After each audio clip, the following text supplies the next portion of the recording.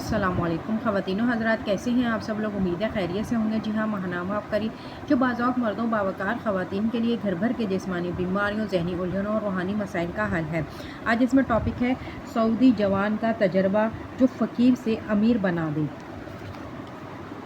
قارئین کرام، ایک عربی کتاب سے واقعہ پڑھا، اس کا جو نچوڑ اور سبق تھا اسے اپنی زندگی میں شامل کر لیا۔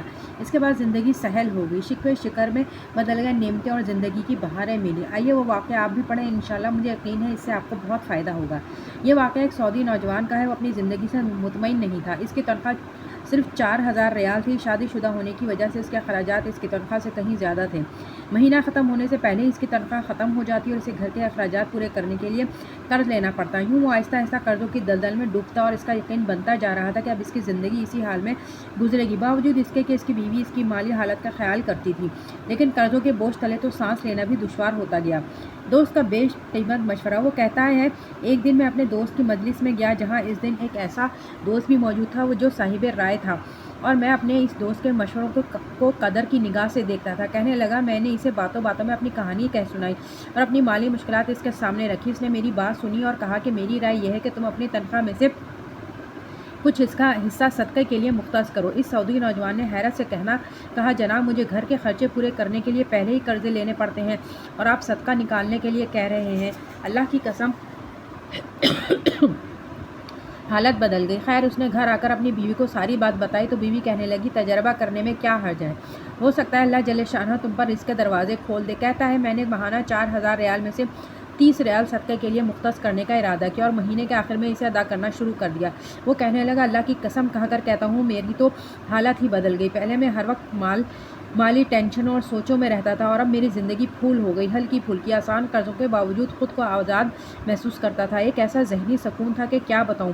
پھر چند ماہ بعد میں نے اپنی زندگی کو سیٹ کرنا شروع کیا، اپنی تنخواہ کو حصوں میں تقسیم کیا اور یوں ایسی برکت ہوئی جیسے پہلے کبھی نہیں ہوئی تھی۔ میں نے حساب لگا لیا اور مجھے اندازہ ہو گیا کہ کتنی مدت میں انشاءاللہ قرضوں کے بوجھ سے میری جان چھٹ جائے گی، رزق کی راہیں کھلتی گئیں۔ پھر اللہ پاک نے ایک اور راستہ کھولا اور میں نے اپنے ایک عزیز کے ساتھ اس کے پراپرٹی کے کام میں حصہ لینا شروع کیا۔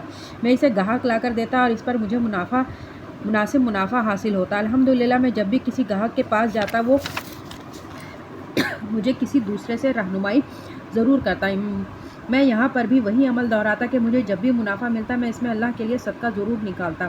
صدقے کا یہ عمل کیا ہے کوئی نہیں جانتا سوائے اس کے جس نے اسے آزمایا ہو۔ اللہ کے فضل سے خیر و برکتیں اپنی آنکھوں سے برستے دیکھو گے۔ جب آپ کسی مسلمان کو تنخواہ میں سے صدقے کے لیے رقم مختص کرنے کا کہیں گے اور وہ اس پر عمل کرے گا تو آپ کو بھی اتنا ہی اجر ملے گا جتنا صدقہ کرنے والے کو ملے گا۔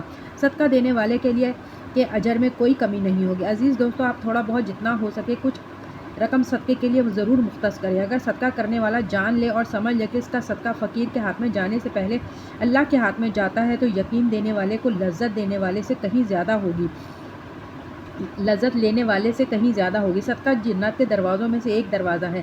صدقہ عمر اور مال میں اضافے کا سبب ہے۔ صدقہ آنکھ سے جلنے، غرق ہونے، چوری اور بری موت سے روکتا ہے۔ بہترین صدقہ اس وقت ہے کہ آپ ان باتوں پر عمل کریں اور دوسروں کو بتائیں۔ خواتین و حضرات، اس ویڈیو کو زیادہ سے زیادہ پھیلائیں، انشاءاللہ آپ بھی اس کا اجر پائیں گے۔ تو خواتین و حضرات، آج کے لیے اتنا ہی، ملتے ہیں اگلی ویڈیو میں۔ اللہ حافظ۔